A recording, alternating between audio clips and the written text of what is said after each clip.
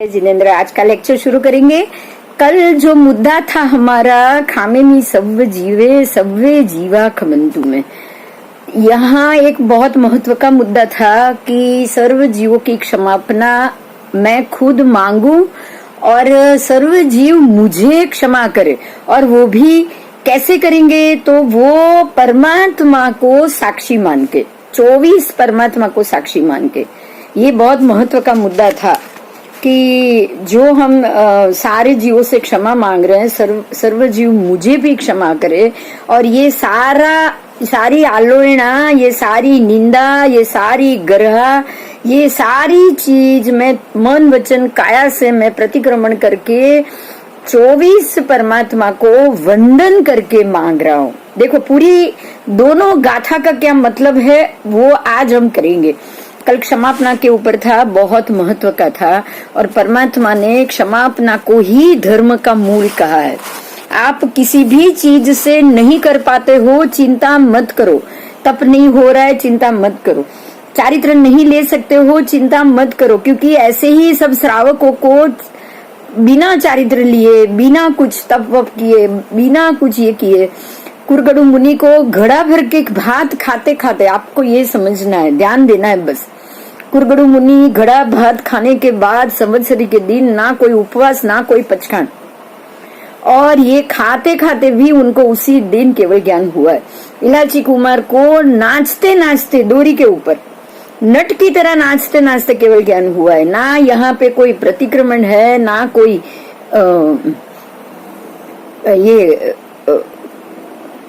तप है, कुछ नहीं है, लेकिन खाली अंदर क्षमा से ये जीव, सब जीव भरपूर बन चुके, भरपूर बन चुके। यही समझना है बस कि क्षमा भाव आज आ गया तो आपके सामने सारा का सारा मोक्ष जाने का रास्ता खुल जाए। सभी जीवों को मुक्त देना, अभय दान देना, जैसे नेमनाथ भगवान ने भी किया था कि शादी में अगर जीवों को मार के भोजन होगा तो ये मुझे शादी ही नहीं करनी, मैं नहीं करूंगा, तो अपने आप ये सारे जीव बच जाएंगे बस। तो यही बात थी कल कि श्राद्ध प्रतिक्रमण सूत्र, इसका नाम है वंदितु का, श्राद्ध प्रतिक्रमण सूत्र। श्राद्ध का मतलब ही है कि प्रायश्चित मांगना, पापों का प्रायश्चित मांगना। और ये सूत्र का उपसंहार ही एक ही है, वो है सुख का मूल क्षमा, धर्म का मूल क्षमा, और महाविद्या के समान सर्व पापों के नाश करने वाली भी क्षमा। बराबर? तो अगर आप समर्थ हो, आप समर्थ का मतलब आप अगर मन से सारी चीज सोच सकते हो, आप समर्थता का मतलब ही है कि आपका वैराग्य भाव मजबूत हो, आपको ये संसार में आना, ये संसार के सर्व गतिविधियों से मुक्ति चाहिए ही चाहिए, इसी में समर्थता चाहिए। अगर आप ऐसे समर्थ हो तो आपके लिए क्षमा दान और उसी पे काम करना है, आपको उसी पे काम करना है। दरिद्र अवस्था में दान देना, जो 4 चीज हम कल जानी थी, अगर गरीबी हो और दान दे रहे हो, इससे उत्कृष्ट कुछ भी नहीं। राजा कुमार पाल ने पूर्व जन्म में वो बिल्कुल एक मामूली सेवक थे, 5 कौड़ी मिली थी उनको, कहीं घूमने जाने वाले थे, और अब तक के जो भी काम का जो उनका जो मुआवजा था वो 5 कौड़ी थी। 5 कौड़ी लेकर गए हैं, मेला देखने के लिए गए, और वहां जाकर ना कुछ खाना, ना कुछ पीना, ना कुछ घूमना, कोई मन नहीं किया। जिन मंदिर दर्शन करने गए, मंदिर के बाहर फूल वाला बैठा था, 5 के 5 कौड़ी के फूल ले लिए और परमात्मा को अर्पण कर दिए। और सर्वस्व अर्पण, क्योंकि उनकी सर्वस्व मुड़ी हुई थी, उनकी कंप्लीट सर्व मुड़ी 5 कौड़ी थी, और वही 5 कौड़ी सर्व मुड़ी उन्होंने परमात्मा को अर्पण कर दी। ये दरिद्र अवस्था में दान हुआ। बात समझ में आ गई? दरिद्र अवस्था में सर्वस्व दान, और इसी का ये फल था जो दूसरे ही भव में 18 देश के वो राजा बने, इसके फल से। और ऊपर से क्षायिक समकिति भी बने, सब चीज बने, खाली ये नहीं है, क्षायिक समकिति भी हो बने। और उसके बाद है प्रभुता में क्षमा रखना। प्रभुता, परमात्मा के समान बनना, प्रभुता, प्रभुमय। ध्यान दीजिएगा, आप प्रभुमय तब बनोगे जब प्रभु की तरह प्रभुता रखोगे, भगवान ईश्वर की तरह ईश्वरीय बनोगे, प्रभु की तरह प्रभुता रखोगे। तो प्रभुता क्या है? हाँ, क्षमा वीरस्य भूषण। परमात्मा का एक सूत्र ही है, सभी जीव करु शासन रसी, जो होवे मुझ शक्ति सभी जीव करु शासन। अगर मेरे में शक्ति हो तो मैं किसी भी जीव को मोक्ष जाने से ना रोकूं, मैं सर्व को मुक्ति दिलाऊं, सर्व जीव को। सभी को अभयदान भगवान दे ही रहे, सभी जीवों को अभयदान परमात्मा दे ही रहे। अभयदान का अर्थ ही क्षमा हुआ कि नहीं, बताओ? सर्व जीवों को अभयदान मतलब आप सर्व जीवों के प्रति क्षमा भाव रख रहे हो, तो यही प्रभुता हुई। प्रभुता में क्षमा रखना, समझ में आ रहा है? परमात्मा की तरह क्षमा रखना है। परमात्मा ने सर्व जीवों को अभयदान दिया, तभी वो केवली बन पाए, तभी वो तीर्थंकर बन पाए। ध्यान दीजिए, तीर्थंकर बनने के पीछे सर्व जीवों के प्रति क्षमा भाव आएगी ही आएगी, और वो ही जीव तीर्थंकर नाम कर्म का बंद करेगा। तो प्रभुता में क्षमा रखना। उसके बाद है मन की इच्छाओं का निरोध करना। मन की इच्छा पे कंट्रोल करना है आपको। यहाँ ध्यान देना है, परमात्मा ने दो भेद बताया है। इसको थोड़ा मैं यहाँ खोलना चाहूंगी, इस मुद्दे को। मन की इच्छाओं का निरोध करना है, काया की इच्छाओं का निरोध या विरोध नहीं करना है। एक मिनट, पहले तो मन की इच्छाओं का निरोध करना है, विरोध नहीं। निरोध मतलब उसको समझाने की कोशिश करो और धीरे धीरे उसको आदत लगाओ, धीरे धीरे समझाओ, धीरे धीरे रोको, धीरे धीरे उसको बदलाव लाओ, उसमें बदलाव लाओ। कोई भी विरोध करके जबरदस्ती नहीं करनी है, पहली बात। और दूसरा, मन की इच्छाओं का निरोध करना है। शरीर की इच्छा या शरीर की भूख या शरीर की मर्यादाओं का नहीं। यहाँ ये मुद्दा समझना है, परमात्मा ने मन की इच्छाओं का निरोध कहा है और युवावस्था में इंद्रियों पे संयम रखना कहा है। ध्यान दीजिएगा, शरीर में जो इंद्रिय है उसका संयम करना है। इंद्रियों, शरीर की सारी इंद्रियों में हमारी रसना इंद्रिय भी आ गई और फिर शरीर इंद्रिय भी आ गया, ये सब चीज आ गई। और आपको ये पता होगा कि ये सारी इंद्रिय का भी संयम कहा है। ध्यान दीजिए, आपको संयम में रहना है। आपका जब भी निमित्त आए और कोई ऐसे विकार या कुछ शरीर के अंदर ऐसी तीव्रता खड़ी हो जो रोग का कारण बन जाए, ऐसे स्थिति तक आपको इंद्रियों के संयम को नहीं लेके जाना है। खास करके मैं रसना इंद्रिय पे बात करना चाहूंगी। उपवास तो कर रहे हो, अच्छी बात है, तब कर रहे हो, बहुत अच्छी बात, लेकिन जब तक आपका मन काबू में है, कंट्रोल में है, तब तक। अगर आपकी विचलितता इतनी बढ़ जाए कि आप मन से बेकाबू हो जाओ, आप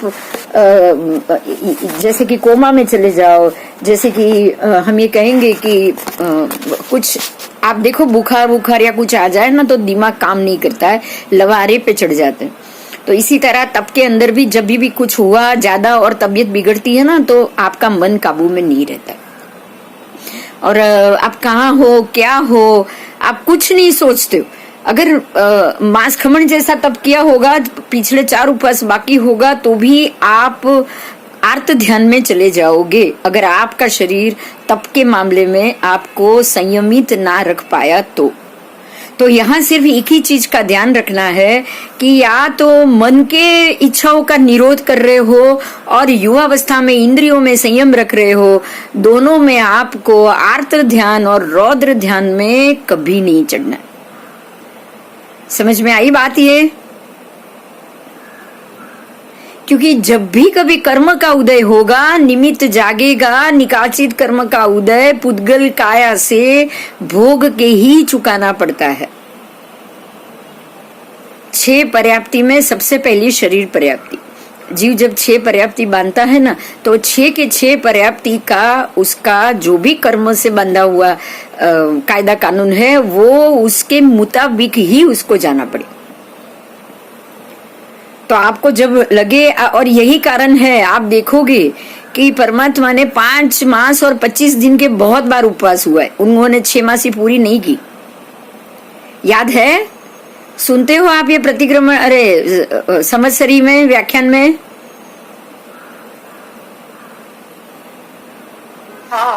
है ना, 5 महीना और 25 दिन, जो भी चंदन बाला का पारणा भी वही है।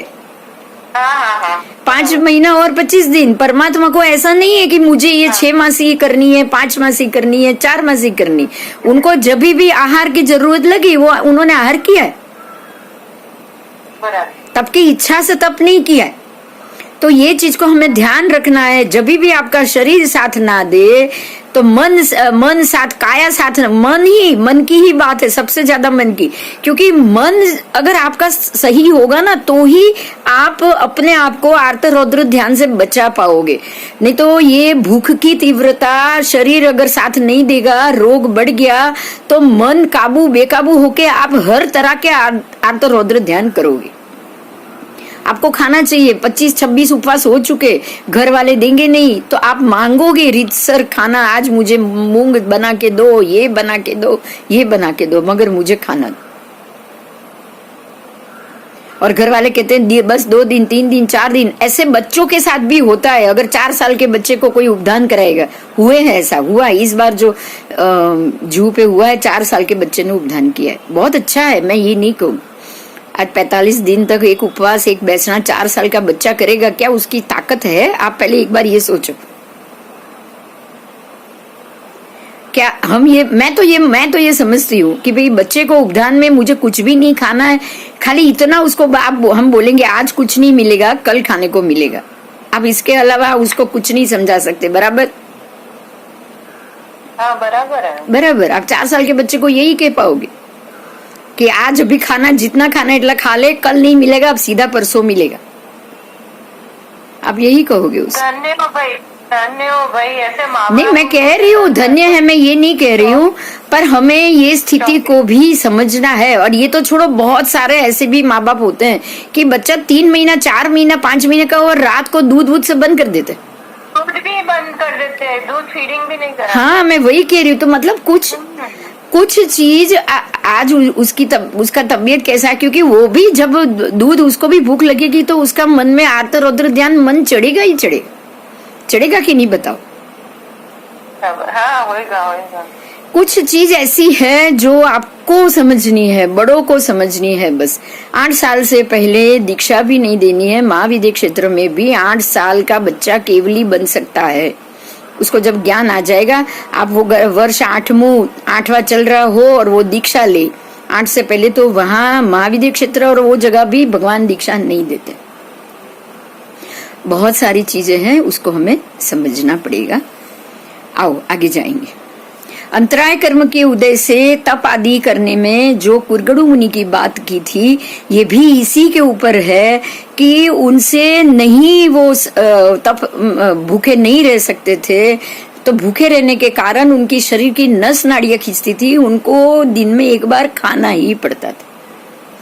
तो ये सब कारण होता है। और ऐसा करने के बावजूद भी, खाना खाने के बावजूद, आज ही खाना खाया उन्होंने और वो उसी दिन केवली बने।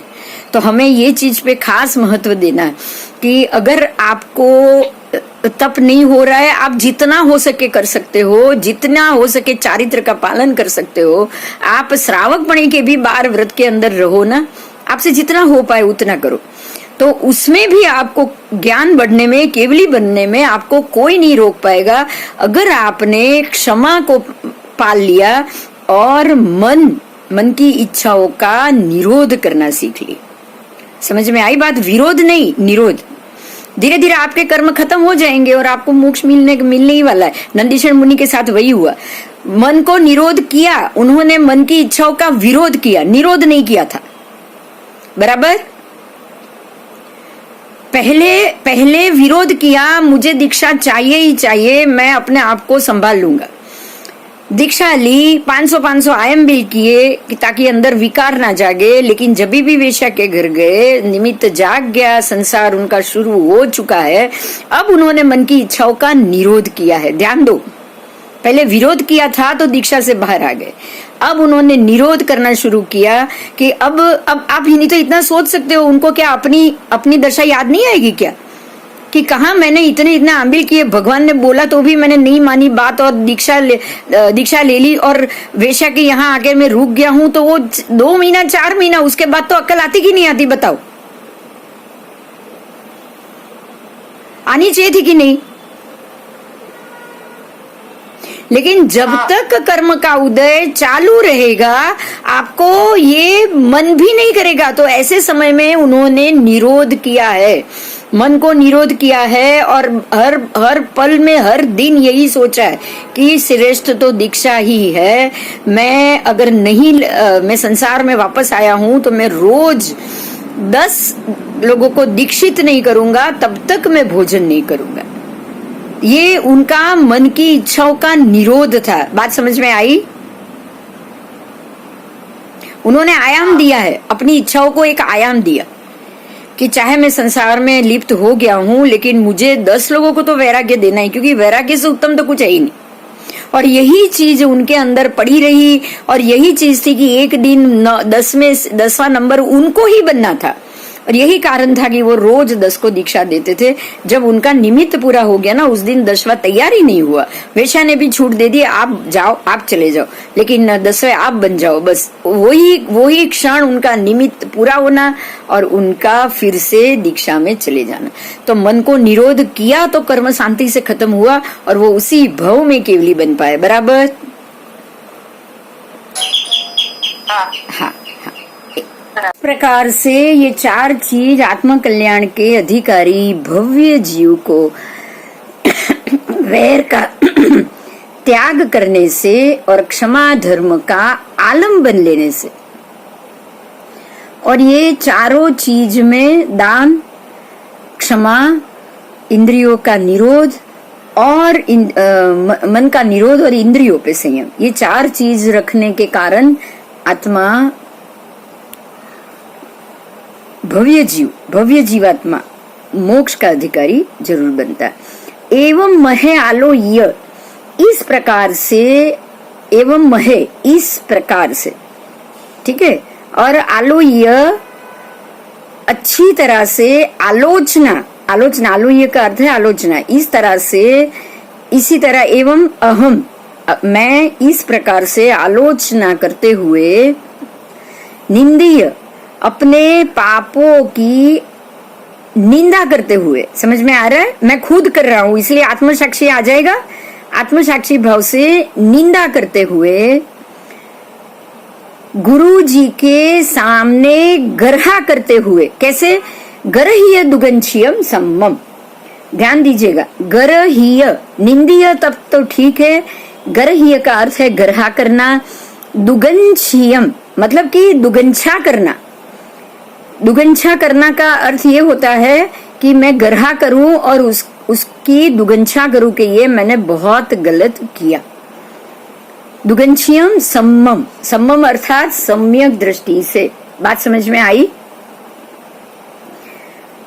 अभी तक मैं अपने ये सारी पापों की आलोचना करूं और गर्हा, निंदा करूं, आलोचना करूं पहले, फिर आलोचना का अर्थ है कि मैं उसका क्या कहेंगे आप उसको, असेसमेंट करूं, मतलब मैं उसकी बैलेंस शीट बनाऊं कि मैंने आज, आलोचना का अर्थ वही है कि मैंने आज क्या क्या किया, क्या नहीं किया, उसमें क्या अत्याचार हुआ और क्या अनाचार हुआ, आप उसका असेसमेंट करो। समझ में आ रहा है? एक बैलेंस शीट बनाओ, आप जमा उधार अलग करो। बात समझ में आई? लिस्ट तैयार करो। तो ये असेसमेंट करूं मतलब कि मैं अच्छी तरह से मेरे पापों का लिस्ट बनाऊं कि मैंने सुबह से लेकर शाम तक क्या क्या अत्याचार अनाचार किया हुआ है। फिर है मैं उसकी निंदा करूं, अगर मैंने ये किया, अरे मैंने ये इतना बड़ा पाप कर लिया, उसकी मैं खुद निंदा करूं आत्मशक्ति से कि मुझे ये नहीं करना चाहिए था, मैंने ऐसा क्यों किया, मैंने ऐसा क्यों किया।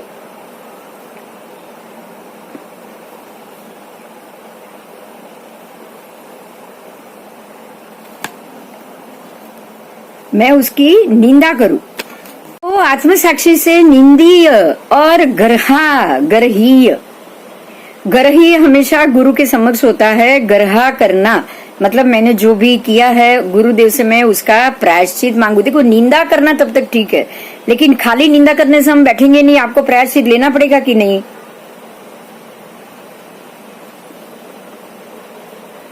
बोलो, आपने असेसमेंट किया कि मैंने जिंदगी में ये पाप किए हैं जिंदगी में, तो आप उसके जाके आलोचना लेते हो, उसको बोला जाएगा गर्हा, और वो गुरु साक्षी में होता है, निंदा आत्म साक्षी में होता है। ये बात क्लियर हो रही है?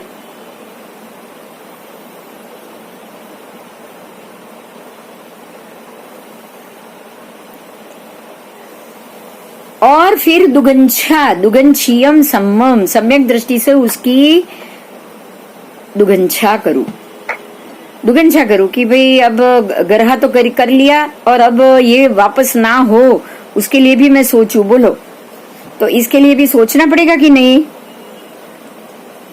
गुरुदेव से मैं ये सब ले लूं, वापस ना हो उसके लिए मैं क्या नियम लूं, क्या करूं, उसको दुगंछा कहेंगे। दुगंछा का अर्थ ही है कि जैसे कि हम किसी भी चीज को ना पसंद करते हैं तो एक प्रकार से वो पाप के वो चीज के लिए तिरस्कार, अंदर से मन से तिरस्कार जागना, वो जो बिल्कुल तीव्र तिरस्कार होता है। एटलीस्ट आपको किसी चीज के लिए तिरस्कृत नहीं करना है, किसी व्यक्ति को तिरस्कृत नहीं करना है, लेकिन मैं ये पाप दोबारा ना कर पाऊं उसके लिए वो पाप से तो मुझे दुगंचित होना पड़ेगा कि नहीं, बताओ। नहीं तो आप वो वापस क्रिया आपको पसंद आ जाएगी, आप वापस वो क्रिया में लग जाओगे, तो वो तो अनाचार हो जाएगा। बराबर। तिविहेण पडिकंतो वंदामी जीर्ण 24। ये सारी चीज को मैं अच्छी तरह से दुगंचित करके, गर्हा करके, आलोचना करके उन पापों से मन वचन काया तिविहेण, तीनों प्रकार से उससे मैं जुड़ते हुए, मन से, वचन से, काया से, तीनों योग को जोड़ते हुए मैं 24 परमात्मा को वंदन करता हूँ। वंदामी जीर्ण 24। मतलब ये हुआ कि गुरु महाराज के पास आपने अपनी भूल का सम्यक प्रकार से, सम्मम है ही है, आप सम्यक प्रकार से, मतलब कि सच बोल के, देखो सम्यक का अर्थ ही है सच, सम्यक ज्ञान सच्चा ज्ञान, सम्यक दर्शन सच्चा दर्शन, सत्य दर्शन। हाँ या ना बताओ, सम्यक का मतलब क्या होगा?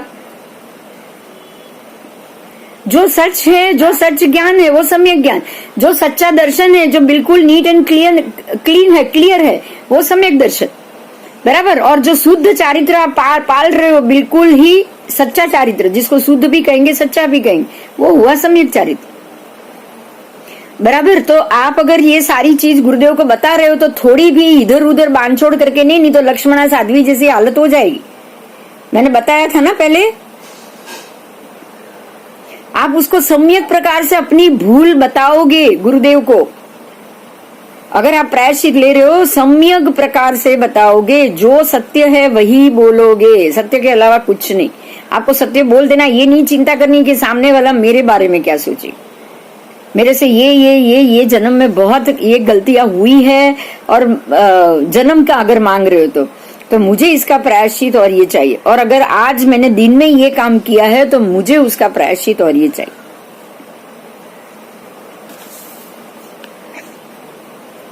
और ऐसी भूल करना मुझे उचित नहीं है, इसी को आप कहोगे दुगंछा। अपने आप पे ये दुगंछा करो कि ये मेरे लिए ये उचित नहीं है, मुझसे ये गलती हुई कैसे, करोगे कि नहीं बताओ।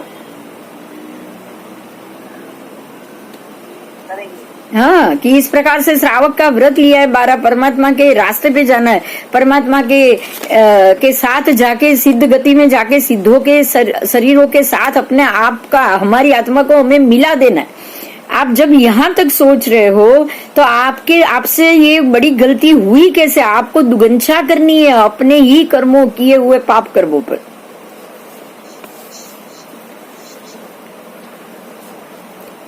तो इस प्रकार से आपने मन वचन काया द्वारा लगे अतिचारों का मन वचन काया से ही प्रतिक्रमण किया है। देखो ध्यान में आया, मानसिक वाचिक कायिक अतिचार हुआ, तो मानसिक मन से प्रतिक्रमण की इच्छा की, दुगंछा की इच्छा की, निंदा की इच्छा की, ग्रह की इच्छा की। तो आपने मानसिक भी प्रतिक्रमण किया, आपने प्रतिक्रमण किया भी तो वचन से भी किया, गुरुदेव से आलोचना मांगी, पाप बताया भी तो वचन से भी किया, और प्रतिक्रमण रूप और प्रायश्चित भी किया। तो मन वचन काया से हुए अशुभ योगों को आपने मन वचन काया से ही प्रायश्चित करके उसको दूर किया है।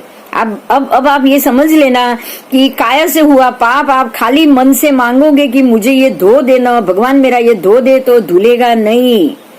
ये यहां से ये बात क्लियर हुई सबको? मन से बांधा है, वचन से बांधा है, काया से बांधा है। जब तीनों से कोई कर्म बंधा है तो तीनों का योग से ही उसको आपको हटाना पड़ेगा, उसके बगैर नहीं। बराबर? आओ,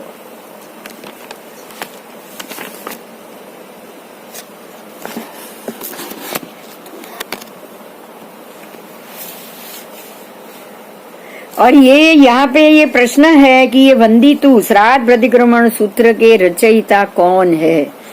कभी आपको ये प्रश्न हुआ? इसमें किसी का नाम नहीं है, कभी भी नाम आपको नहीं मिला। बाकी सब स्तुतियों में कहीं ना कहीं नाम होता है, बराबर? हाँ, तो वंदितु में आपको यहाँ किसी का नाम नहीं मिल रहा है। क्यों नहीं मिल रहा है? क्योंकि जैसे करेमी बनते में भी किसी का नाम मिलता है? नहीं। नमुत्थुरम में भी नहीं मिलता है। आप देखो, जग चिंतामणि में भी नहीं मिलता है। वो हमको पता है गौतम स्वामी ने बनाया, पर नाम नहीं मिलेगा, बराबर? इसका सबसे बड़ा कारण मैं बता रही हूँ अभी, एकदम ध्यान से सुनो। देखो, वो जो अर्हत वक्त्र प्रसूतम उसमें है बालचंद्र, राइट? फिर भक्तामन में भी मानतुंग सूर्य का नाम है, बराबर? बराबर। अब यहाँ एक महत्व का मुद्दा जो मैं बोल रही हूँ उसको ध्यान से सुनो कि करेमी भंते आदि प्रतिक्रमण के अन्य सूत्र के प्रणेता श्रुत स्थवीर भगवंत और आचारादि अंग प्रविष्ट सूत्र रचने वाले गणधर भगवंत होते हैं, और ये गणधर भगवंत इसकी रचना करते हैं। उसको अनंग प्रविष्ट श्रुत, आवश्यक सूत्र आदि श्रुत कहा जाता है, और यही कारण है कि गणधर भगवंतों के द्वारा रचित होने के कारण उसके अंदर किसी भी महात्मा का नाम आपको नहीं मिलेगा। अब आपको यहाँ पे ध्यान देना, एक बात पे हम ये डिफरेंस जानेंगे कि ऐसा नहीं था कि मानतुंग सूर्य ज्ञानी नहीं थे, ऐसा नहीं थे कि जैसे ये बाकी के सूत्र बनाने वाले ज्ञानी नहीं थे, लेकिन यहाँ पे उनको अपने बनाए सूत्र में उन्होंने अपना नाम डाला है, राइट? जबकि गणधर भगवंतों ने जो जो सूत्रों की रचना की उसके अंदर आपको उनका किसी का भी नाम नहीं आएगा, क्योंकि वो जानते हैं। ध्यान दीजिएगा, वो गणधर भगवंत है, वो श्रुत ज्ञानी है, श्रुत केवली भी है उनमें से बहुत सारे, और उनको ये पता है कि ये शाश्वत चीज है जो हमें ज्ञान के कारण मिली है, ये हमारा बनाया हुआ नहीं। ये अनादि काल से चलता आ रहा है, अनादि काल में यही आने वाला है, मतलब इसके ऊपर मेरा अधिकार नहीं। समझ में आई ये बात?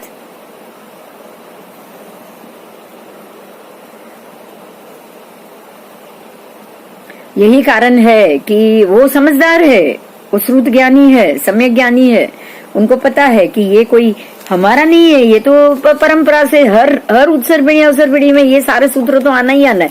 हर एक तीर्थंकर परमात्मा के काल में जब गणधर भगवान 14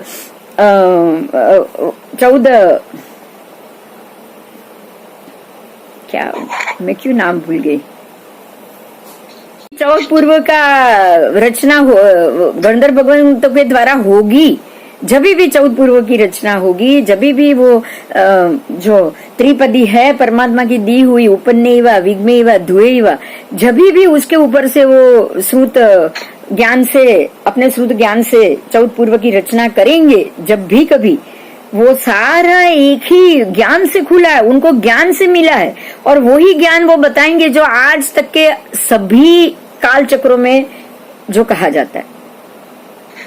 तो उनको पता है कि ये हमको केवल दर्शन, केवल ज्ञान के कारण मिला है या फिर श्रुत केवली ज्ञान के कारण से मिला है, ये हमारी बनावट है ही नहीं। वो उनको, और वैसे भी वो तो उसी भव में मोक्ष जाने वाले, उनको तो अपने नाम से कुछ लेना देना होगा भी नहीं। समझ में आई बात? ये नाम के पीछे तो हम लोग भागते हैं। बोलो, कोई और गणधर भगवान भागेंगे क्या? नहीं। हाँ, वो तो यही समझेंगे कि इससे बड़ा तो कोई और दोष है ही नहीं। ठीक है, तो ये यहाँ पे आगे हम जाएंगे कि ये सूत्र पे क्या क्या काम हुआ है, ये भी जानना बहुत। एक सवाल। हाँ बोल। આપણે તો શું કે ભક્તામાં સ્તોત્રને અનાદિ નથી, મતલબ ના ભક્તામાં સૂત્ર અનાદિ નથી. પરમાત્માની ભક્તિ અનાદિ ચોક્કસ છે. જે વિશેષણો છે એ તો દરેક પરમાત્માને દરેક સમયે મળે. ભક્તામર તો એ મહાત્માએ એક ક્ષણે બનાવ્યું જયારે એમને બંધન યોગ થયો. બરાબર, પણ એટલે કાળો ચાલવાનું નથી એમ? એક મિનિટ. હા, દરેક ઉત્સર્બીણીમાં આ સૂત્ર ના હોય. ના, દરેકમાં ન હોય. ઉવસગહરમ, કરેમી બંધે, નમુથુણમ, વંદિતુ સૂત્ર, આ બધા સૂત્રો આવવાના જ છે દરેક વખતે. નવકાર, જો તમે જોશો ને તો પ્રતિક્રમણમાં નવકાર, કરેમી બંધે, વંદિતુ ત્રણે સાથે આવે છે. આવે છે કે નહીં? આવે છે, ત્રણે સાથે આવે છે. જય વીરાય, નમુથુણમ, આ બધા સૂત્રો એ દર વખતે ઇન્દ્ર મહારાજ આવવાના જ છે ભગવાનની સામે. એટલે તો નામ શક્રસ્તવ છે. અને દરેક વખતે ઇન્દ્ર મહારાજ એમનો આચાર છે. એટલે એ જે ઇન્દ્ર બને એને આ સૂત્ર એ લોકોને ત્યાં ભણવું પડે. આપણે કરી ગયા. જો દેવલોકમાં વ્યવસ્થા છે, એમના માટે એક અલગ રૂમ છે. એ રૂમમાં જઈ જ્યાં દેવ ઉત્પન્ન થાય છે એ દેવનો આચાર છે કે એને આ ભવનમાં જવાનું. આ ભવનમાં જઈને જેટલા પુસ્તક છે એ પુસ્તકો એને ત્યાં વાંચવાના. એ વાંચવાથી એને ખબર પડે કે એને અહીંયા આવીને શું કાર્ય કરવાનું છે. સમજાયું? હા, એને પણ ત્યાં જઈને કાર્યો કરવાના છે. એને પણ ત્યાં જઈને પોતાની ડ્યુટી કરવાની છે. અને ત્યાં જઈને એને શું ડ્યુટી કરવાની છે એ ડ્યુટી માટે એને ત્યાં આગળ નિર્દેશ અપાયેલા હોય. આપણે કોઈ જગ્યાએ તમે જાઓ, આ ઉપધાન કે કંઈ કર્યા હોય ને તમે એ જગ્યાએ જાઓ તો એક આખું લિસ્ટ હોય ને કે તમારે અહીંયા આવી રીતે રહેવાનું છે, આવી રીતે રહેવાનું છે, આવી રીતે રહેવાનું છે. બસ એવી રીતે દેવોને પણ ટાઈમ ટેબલ અપાય. એમાં ઇન્દ્રને તો ખાસ અપાય કે જેટલા ભગવાનના જેટલા કલ્યાણ થાય ત્યારે ત્યાં જઈને ચૈત્ય વંદનમાં શક્રસ્તવ બોલવાનું જ છે. आओ, अबे आनी अंदर आनू वंदितु सूत्र ने के लिए बहुत सारी जो बातें बताई है वो मैं अभी बोल रही हूँ. आवश्यक सूत्र और 10 वैकालिक आदि सूत्र, ये सारे आगम सूत्र है. और ये आदि ऐसे 10 शास्त्रों में, एक दो नहीं, 10 आगम शास्त्रों में, शास्त्रों से अन्य शास्त्रों पर निर्युक्ति ना होने से और औपपातिक आदि उपांग पर चूर्णी भी नहीं होने से वे प्रत्येक शास्त्र श्रुत स्थवीर भगवंत के नहीं रचे हुए हैं, ऐसा नहीं मानना चाहिए. देखो यहाँ पे ही ये बहुत बड़ा मुद्दा आया कि जब ये महात्मा थे या जिन्होंने ये शंका लिखी है, जिसने भी बीच में से लिखी हो या आज से 700 साल पहले लिखी हो, तब ये बात आ गई थी सबके दिमाग में कि ये श्रुत भगवान की बनाई हुई स्तुति है और ये उनकी बनाई हुई नहीं है. उस वक्त ये सारे विवाद आ चुके थे क्योंकि तब केवली नहीं थे. तो तब ये विवाद आया होगा और तब ये कहा गया है कि 10 शास्त्रों, कम से कम 10 शास्त्र ऐसे हैं कि जिनके ऊपर निर्युक्ति भी नहीं बनी है, चूर्णी भी नहीं बनी, आगम शास्त्र. तो सबने बीच में ये कह दिया कि ये 10 शास्त्रों पे ये नहीं बनी है. जैसे सूर्य चंद्र प्रज्ञप्ति निरुक्ति ऐसे बनी हुई थी, पर आपके पास आज उसकी कोई निरुक्ति नहीं है, तो वो लोग मान लेते हैं कि ये आगम ग्रंथ नहीं है.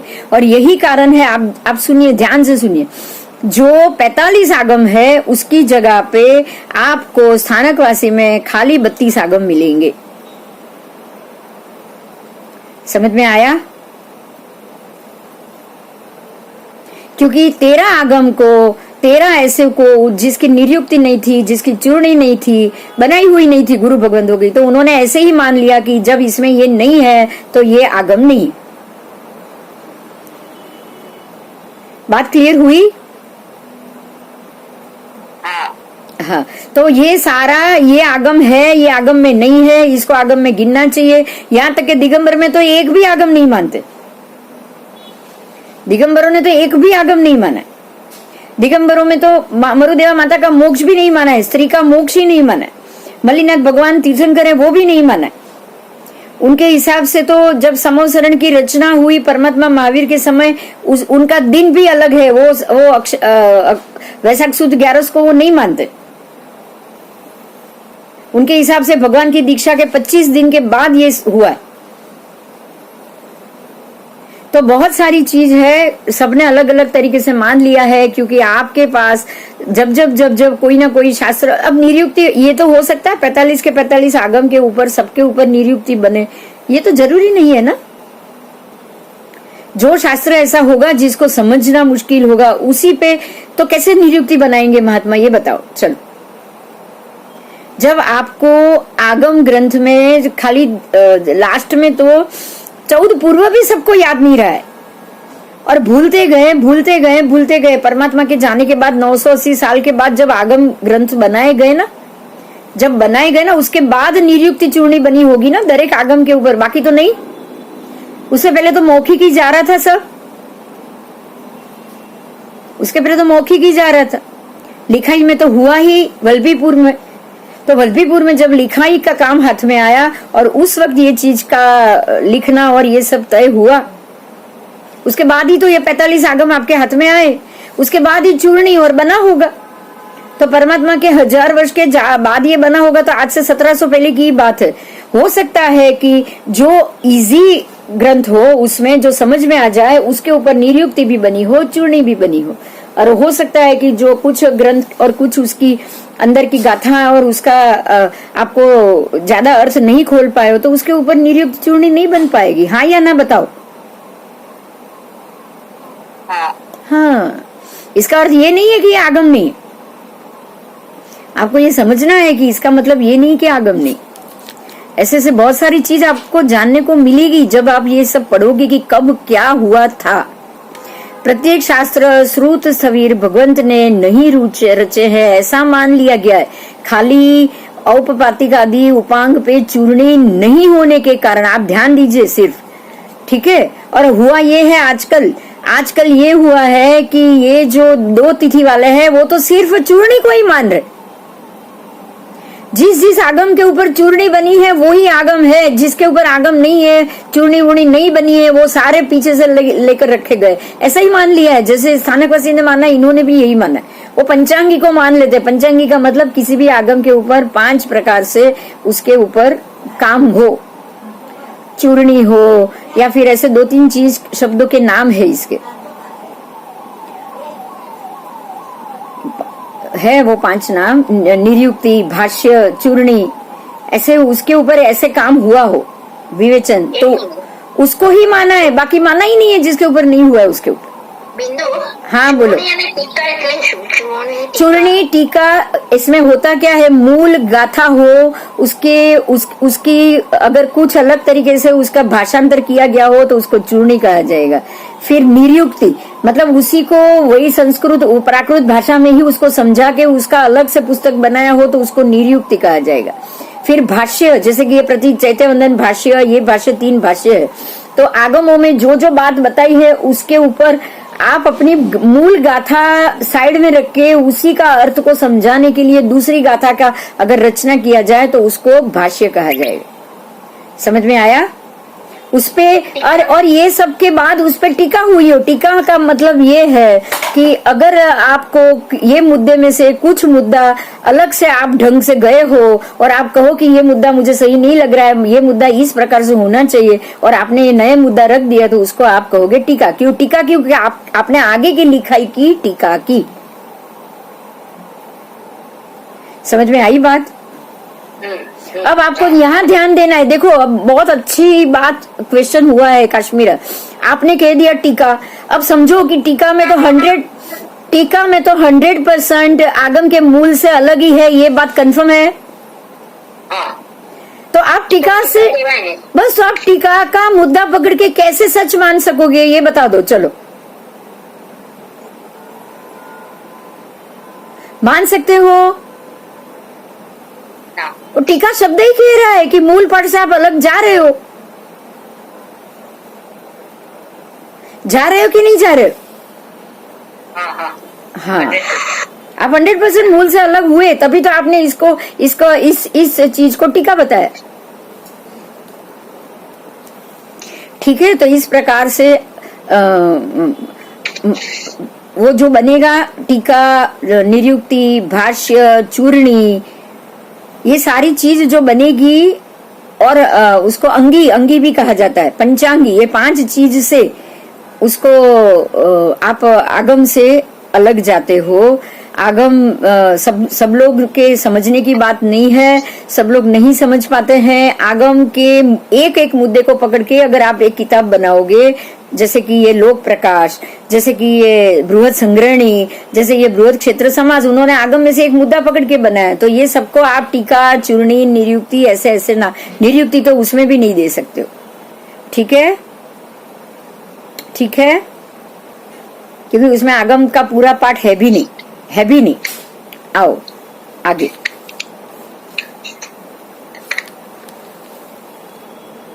और यहाँ हुआ ये कि भाई जो महात्मा ने, हमारे महात्मा ने ये बनाया, ये तो इसी को ही मानना है। आगे की हर चीज को, चूर्णी, निरुक्ति, भाष्य, आगम, ये सबको तो आप भूलते ही जा रहे हो, उसको तो आप अवॉइड कर रहे हो। और गुरु परंपरा से गुरु ने जो बनाया उसको मान लोगे, और आगम परंपरा से परमात्मा और गौतम स्वामी ने जो कहा है उसको टोटल भूल जाओगे। कैसे चलेगा बताओ? चलेगा?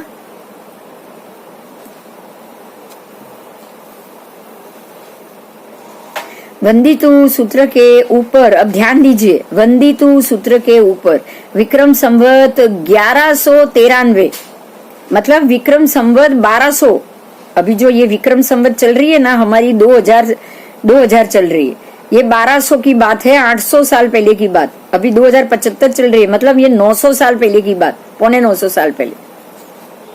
आचार्य श्री विजय सिंह सुरीश्वर जी, आपने ये नाम सुना होगा, वो उसमें विजय सिंह सुरीश्वर राज पूजा में आता है, ये नाम याद आएगा अगर किसी को। तो पूजा होती है ना, पंचकल्याण पूजा, ये पूजा, उसमें ये नाम आता है। उनके आचार्य जिन देव सुरीश्वर, उनके ही आचार्य तथा उनके ही दूसरे आचार्य श्री जिनदेव सुरीश्वर, ये दोनों ने चूर्णी और भाष्य की रचना की।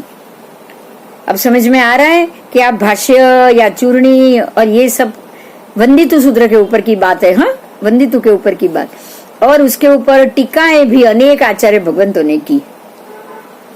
इसीलिए सर्व अतिचारों की विशुद्धि करने वाला ये वंदितु सूत्र श्रावकों को मूल श्रवण सूत्र सज्जाय के समान, ठीक है, अवश्य ग्रहण करने योग्य है। मतलब क्या है? अब ध्यान दीजिए, बिल्कुल आगम की तरह वंदितु का महत्व हो गया, हुआ कि नहीं हुआ?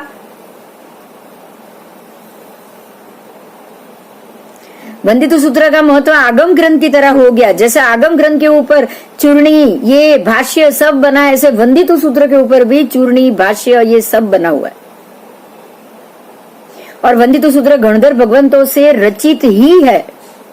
तो ये जब गणधर भगवंतों ने त्रिपदी से 14 पूर्व की रचना की, तो ये 14 पूर्व के बराबर हुआ कि नहीं? बिंदु, हाँ बोलो। दिगंबरों गणधर भगवान ने ना माने? गणधर भगवान को तो मानते ही है, पर वो कह रहे हैं कि गौतम स्वामी की दीक्षा दूसरे दिन नहीं हुई है, बहुत दिनों के बाद हुई। પછી ગણધર રચિત આગમ તો માનવા જ પડે ને? માનવા જ પડે ભાઈ, બધું જ માનવું પડે, પણ છતાં 45 આગમો, એ લોકોમાં કોઈ આગમ છે જ નહીં। એ લોકોમાં કોઈ આગમ જ નથી। એ લોકોમાં સમયસાર, નિયમસાર, એટલે એનો અર્થ આપણે એ સમજવાનો છે। હું તો બહુ ક્લિયર કહું છું કે આ બધા એકે પરંપરા પરમાત્માના મૂળ પરંપરાથી ચાલેલી નથી। बात समझाए छे? हाँ, बराबर। जे मूल परंपरा को पकड़कर आए हैं, उन्होंने गणधर रचित सभी आगमों को माना है, वंदितु सूत्र को भी माना है, गणधर रचित हर एक चीज को माना है। वही जिसने माना है वही मूल परंपरा है, मैं तो वही कहूंगी बस। क्योंकि वही मानेगा ना। अगर कोई नया पंथ बना है उसके लिए उसके पास चॉइस है कि चलो इसको मानना है, इतने को मानना है, इतने को नहीं मानना है। अगर आप वहीं से अलग हुए तो कुछ तो अलग करना पड़ेगा ना आपको। मूल परंपरा से जो परंपरा अलग होगी वो मूल की ही मैटर रखेगी, तो वही कहेंगे ना कि ये तो अलग है ही नहीं, ये तो हम जो कर रहे हैं वही कर रहे हैं। तो वो सच है ऐसा कब हो, जब वो कुछ अलग परंपरा लाए। तो जितनी भी अलग परंपरा अलग हुई, तेरापंथ उसने कुछ और लाया, स्थानकवासी उसने कुछ और लाया, दिगंबर उसने कुछ और लाया कि नहीं लाया बताओ। और सबने आगम में से कुछ चीज ली, कुछ नहीं ली। किसी ने 32 आगम लिया, किसी ने आगम ही नहीं लिया, किसी ने अपने अलग से नियम सार, ये सार, सब सारे पुस्तक रखे। तो आपको अलग होना है तभी आप कुछ अलग चीज लेकर पेश करके आप अपना महत्व बता रहे हो, हाँ या ना? हाँ बस। तो आप आज દિગંબરના દેરેસરમાં એકી ગૌતમ સ્વામીની પ્રતિમા નથી હોતી, આપણે બહુ ધ્યાન નથી ગયા પણ. નહીં, એ તો પ્રતિમા તો હોય જ. પ્રતિમા તો એમને જૈન ધર્મ માનવો છે તો ગણધર તો માનવા જ પડશે, પરમાત્માને તો માનવા જ પડશે. એ લોકો પાસે રસ્તા નથી કોઈ. ચંદનાને પણ માનવી પડશે, શ્રાવિકા બી માને. એ લોકોની ઘણી શ્રાવિકાનું નામ ચંદના છે, એવું નથી. પરમાત્મા અને ગણધર ભગવાનને તો માનવા જ પડે ને.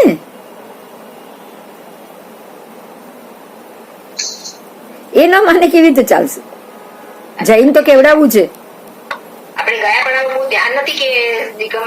ના ના હોય, ગૌતમ સ્વામી તો હોય જ, ગૌતમ સ્વામી તો હોય જ. પણ આપણે કહીએ કે ભાઈ આ ભગવાન પહેલી દેશના ફેલ ગઈ અને બીજા દિવસે ગૌતમ સ્વામી દીક્ષિત થયા, એવું એ લોકો નથી માનતા. કેવળ જ્ઞાનનું કલ્યાણક એક જ છે, પણ એના પછી 20-22 દિવસ પછી ગૌતમ સ્વામીની દીક્ષા થઈ, એવું એ લોકોનું કેવું છે. સમોસરણ જ 20-22 દિવસ પછી રચાયું, એવું કેવું છે એ લોકોનું.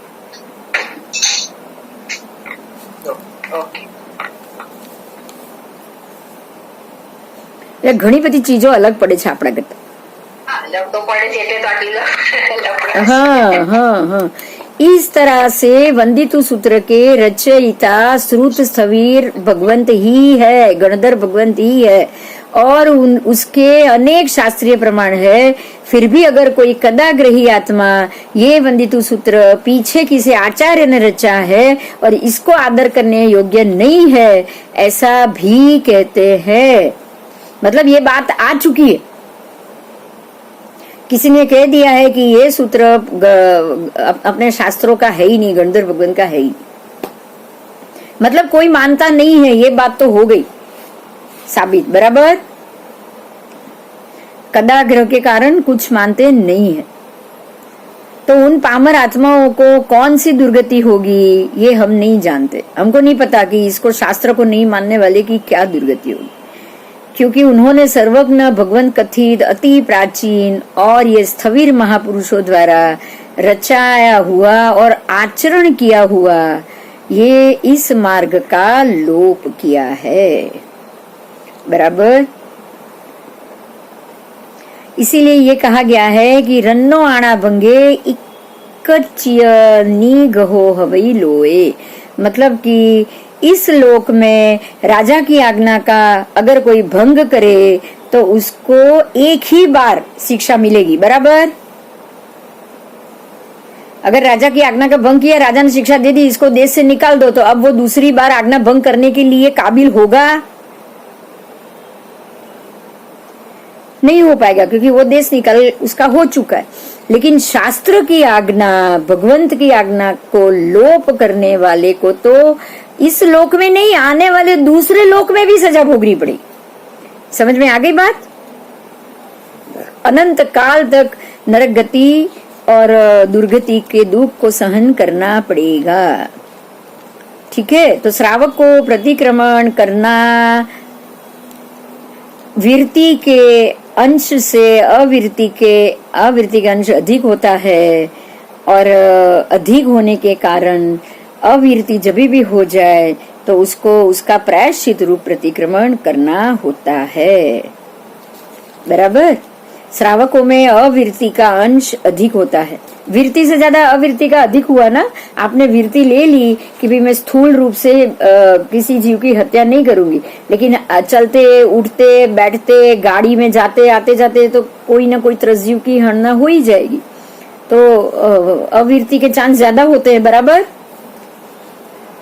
अतिचार ज्यादा ही होगा, विरति होने के बावजूद भी ज्यादा होगा।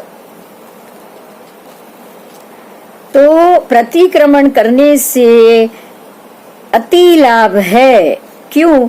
क्योंकि आप अपने आचार विचार और जो भी क्रिया विपरीत हुई हो उसका प्रायश्चित कर सकते हो।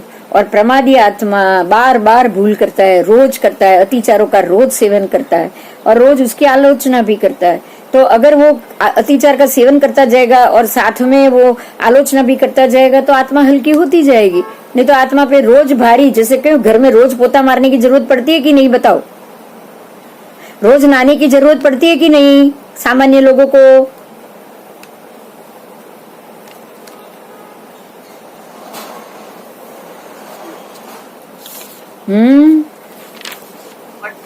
हाँ, सफाई जरूरी है, तो इसके लिए जरूर पड़ती भी है। ठीक है, तो लोकोत्तर भाव आवश्यक, लोकोत्तर भाव आवश्यक बहुत जरूरी है। तो लोकोत्तर भाव आवश्यक क्या क्या है? साधु, साध्वी, श्रावक, श्राविका एकाग्र चित्त से उभय काल में सुबह और शाम दोनों समय जो आवश्यक प्रतिक्रमण करते हैं उसको लोकोत्तर भाषा आवश्यक कहा जाता है। बराबर, ये भाषा आवश्यक, भाव आवश्यक, सॉरी नॉट भाषा आवश्यक, ये लोकोत्तर भाव आवश्यक कहा जाता है। प्रतिक्रमण है वो भाव आवश्यक। और साधु साध्वी उपलक्षण से साधु और श्रावक और साध्वी और श्राविका उपलक्षण से दिन और रात्रि के अंत में, दिन खत्म हो जाए उसके बाद और रात्रि खत्म हो जाए उसके बाद अंत में अवश्य करने योग्य प्रतिक्रमण को जरूर करते हैं। अब देखो यहाँ पे एक महत्व की बात मैं बोल रही हूँ, सुनो। दिन आप सुबह सूर्योदय से सूर्यास्त तक का मानते हो? ये बहुत इंपॉर्टेंट है, ध्यान से सुनो। प्रतिक्रमण सूर्यास्त के बाद नहीं करना है, लेकिन सूर्यास्त से 48 मिनट पहले करना है, ये भी मानते हो?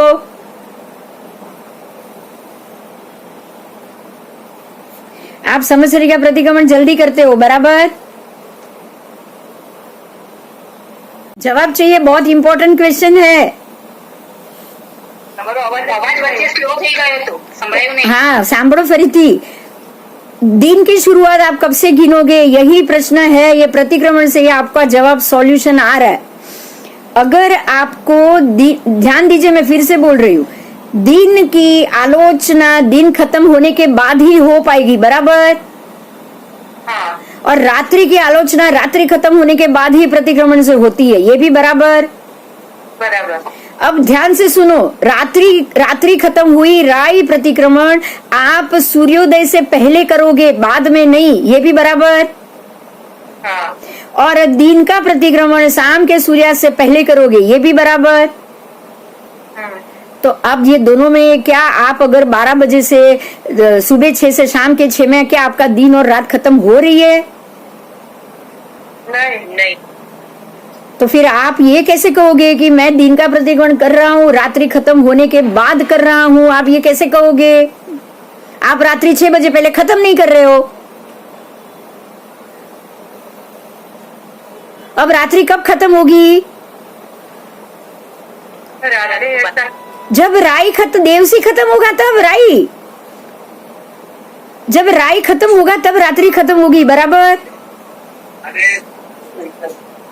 जब राई खत्म होगा, राई बोलते हो ना आप, सुह राई, सुह देवसी। हाँ। आप जब गुरु महाराज की साता पूछ रहे हो, सुह राई सुह देवसी, ये भी बोलते हो? बोलते हैं ना।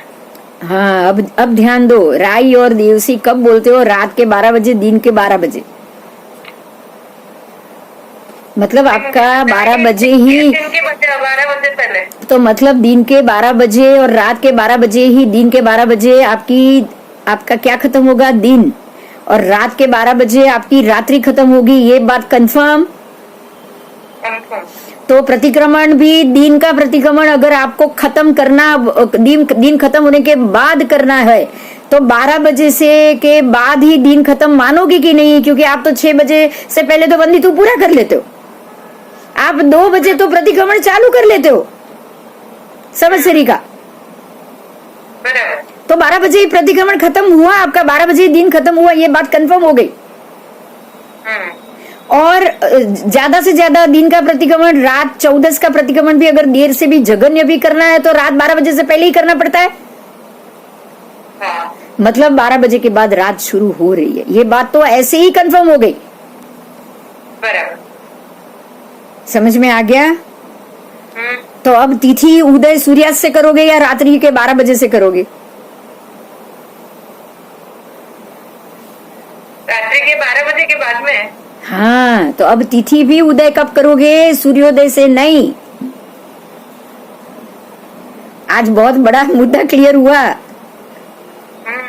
हुआ? हाँ, बहुत बड़ा मुद्दा क्लियर हुआ। यही कारण था कि परमात्मा महावीर स्वामी को भी केवल ज्ञान अमास की रात्रि को हुआ है, और तुरंत ही आधे घंटे 1 घंटे में ही देव तो तुरंत आ जाएंगे, बराबर?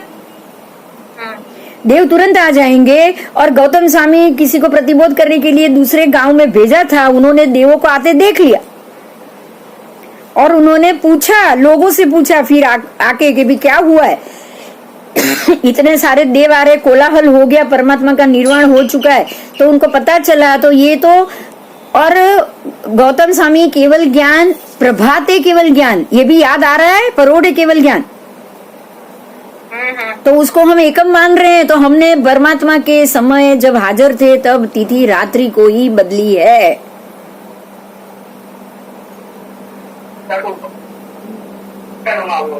क्लियर हुआ? कौन से जोन? ये तिथि का समापन देवसी और राय के साथ ही जाएगा, और प्रतिक्रमण का समय भी बता रहा है कि सूर्यास्त से पहले आप प्रतिक्रमण कर रहे हो, मतलब सूर्यास्त से पहले दोपहर के 12 बजे ही, देवसी के टाइम पे ही आपका दिन खत्म हो गया, उसके बाद आपका प्रतिक्रमण आ रहा है, बराबर? अगर सूर्यास्त पे ये प्रतिक्रमण ये खत्म होता ना तो प्रतिक्रमण ही सूर्यास्त के बाद आता, हाँ या ना? बराबर है, लेकिन कंफ्यूज है। क्या कंफ्यूजन है बताओ?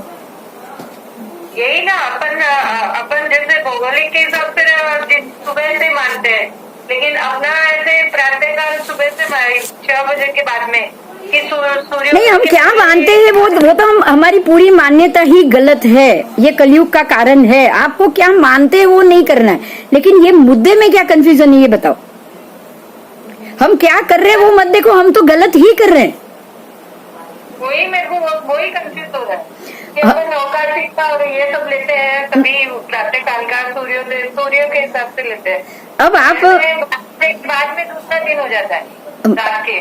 अब आप देखो, फिर से मैं एक बात बोल रही हूँ, पहले ये मेरी बात समझ में आ रही कि नहीं ये बताओ मुझे। आप आ गई समझ में? ये समझ में आई बस। तो अब आप ध्यान दो, हम लोग गलत है ये बात भी समझ में आ गई। हाँ। तो हमको सही करना चाहिए, ये भी बराबर। अब सही क्या है आप ही बताओ, चलो क्या समझे हो, सही क्या है? देखा जाए तो यही सही है कि 12 बजे के बाद अपना दिन चेंज हो जाता है, सब कुछ चेंज होता है, तारीख चेंज कर बस। तो अब प्रतिक्रमण से भी ये मालूम पड़ चुका है कि रात के 12 से लेके दोपहर के 12 तक ही दिन है, और दोपहर के 12 से रात के 12 तक की रात्रि है। ये बात एकदम क्लियर होगी, क्योंकि तब भी आपको सुबह, रात के 12 के बाद सुबह 3 बजे आप प्रतिक्रमण करते हो। ये बिल्कुल क्लियर हो गई आज देवसी और राय की स्थिति। और इसके बाद हम कल, अभी भी एक क्लास और होगा, क्योंकि आपको चातुर्मास भी समझना है, देवसी समझना है, राय समझना है, चातुर्मास समझना है, चौमासा प्रतिक्रमण, चारों जो हम करते हैं संवत्सरी 5 प्रतिक्रमण है, बराबर की नहीं? देवसी प्रतिक्रमण, राय प्रतिक्रमण, फिर चातुर्मासिक चौमासी प्रतिक्रमण, फिर पाक्षिक प्रतिक्रमण और संवत्सरी प्रतिक्रमण। तो ये पांचों प्रतिक्रमण उसकी कौन सी तिथि थी, कौन सा समय था, उसमें क्या महत्व है, ये सारी बात हम समझेंगे। आज मैं फास्ट नहीं जाऊंगी, लेकिन हम कल के क्लास में समझेंगे। ये बात समझ में आई? क्योंकि मैं चाहती हूँ कि आप, आज मैं ये मुद्दा आपको कह रही हूँ, इसके ऊपर जितने भी आपके दिमाग में क्वेश्चन हो वो सारे आप कल लाके लिख के ही रखना कि ये क्यों, चौमासा प्रतिक्रमण ये क्यों, चौमासा प्रतिक्रमण ये क्यों, ये सारी चीज आप लिख के रखना। 12 मासाणाम 360 राइदियाणम, ये हम चौमासा संवत्सरी प्रतिक्रमण में बोलते हैं, बराबर। 4 मासाणाम और 120 राइदियाणम, ये हम चौमासी प्रतिक्रमण में बोलते हैं। तो ये सारी चीज को हम कल प्रतिक्रमण कौन सा, क्या प्रतिक्रमण, पांचों प्रतिक्रमण की डिटेल हम नए क्लास में करेंगे, आज नहीं। अब 10 मिनट में मैं कुछ नहीं कराऊं, बराबर बराबर। पर आज इतना समझ में आ गया कि प्रतिक्रमण के हिसाब से भी अगर आप जा रहे हो तो तिथि का उदय, क्योंकि दिन का उदय ही आपकी दिन की शुरुआत ही रात के 12 के बाद हुई है, और दिन की इतना फिर ऑब्जेक्शन नहीं उठाते हैं। अरे ऑब्जेक्शन क्या, बेचारे छोटे छोटे जो महात्मा समझते हैं वो सारे, मैंने तो ये दिमाग, सबका दिमाग खराब करके रख ही दिया है। आप पूछो, ये दक्षा को पूछो, हंस रही है, देखो बैठे बैठे देखो। इतना बड़ा है तो भी अपना आगम क्या बोलता है? हाँ, इतना बड़ा इश्यू बना के रख दिया है सबने मिलके कि ये इतनी क्लियर बात है, लेकिन वो उनको समझना ही नहीं है। हम क्या करेंगे, और समय नहीं आया। मैं ये नहीं कहूंगी, निमित्त आ गया है, कर्म खड़ा हो चुका है सबको। मैं अब तो ये मुद्दा भी प्रतिक्रमण से भी ये क्लियर हो रहा है भाई, दिन पूरा होने के बाद दिन का प्रतिक्रमण। और आप दिन का प्रतिक्रमण संवत्सरी के दिन दोपहर को 2-2:30 बजे, बच्चों का तो 12:30 बजे क्यों ले लेते हो? अब देखो, क्यों सुबह 9 बजे नहीं ले लेते हो? अब ये भी बताओ, चलो। पंडित है, इसने ज्यादा प्रभाव, बहुत ज्यादा। कोई बात नहीं, कोई बात नहीं, ये मुद्दा सच है, उसको हम मिलके उठाएंगे। उठाएंगे कि नहीं बताओ? हाँ। उठाएंगे कि नहीं? जितना आप समझोगे ना, उतना अब आपको प्रत्येक महात्मा के पास, जिसके भी पास जाओ, उससे आप ये चीज बताओ। आप बता रहे हो, आप चर्चा करने की छूट है, वाद नहीं करनी है। ये बात पहले भी हो गई, बराबर। वाद नहीं करना है कि आओ मेरे सामने, जो हार गया उसको हार माननी पड़ेगी, ऐसे वाद नहीं करना है। समझ में आई ना? लेकिन ज्ञान गोष्ठी की छूट है। अब आप सभी महात्मा के पास जाओगे, ये बात ज्ञान के रूप में उनसे चर्चा भी करोगे और उनको ये समझाओगे कि अगर ये मुद्दा है, देवसी 12 बजे, राई 12 बजे, ये हम जानते हैं।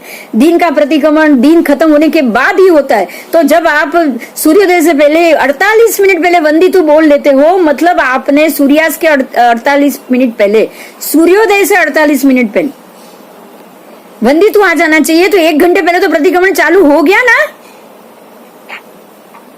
आप 4 बजे 5 बजे आप प्रतिक्रमण कर रहे हो, 5 बजे शाम का प्रतिक्रमण कर रहे हो, 6 बजे वंदितु आ जाना चाहिए, 5 बजे आप प्रतिक्रमण कर रहे हो और आप कह रहे हो कि ये दिन खत्म होने के बाद हुआ है। आपका दिन सूर्यास्त के बाद खत्म होगा। बात समझ में आ रही है?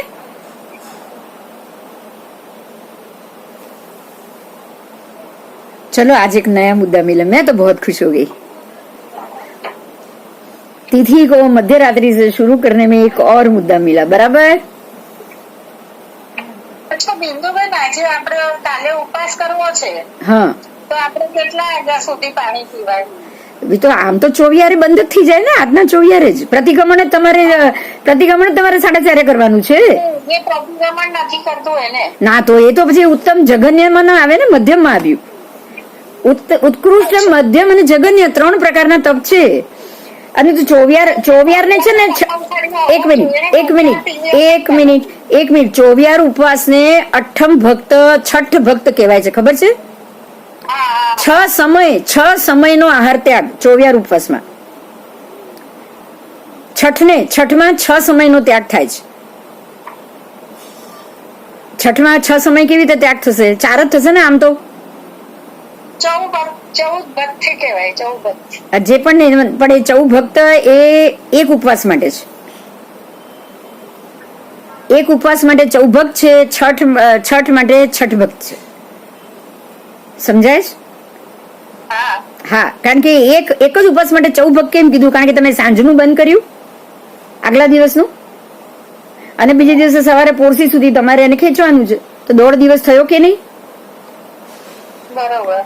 હા, એની જાતે. બરાબર.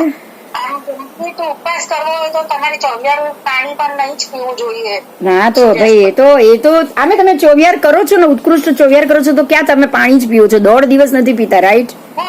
એમ મારી વાત નથી હા, કરતી, પણ આપણે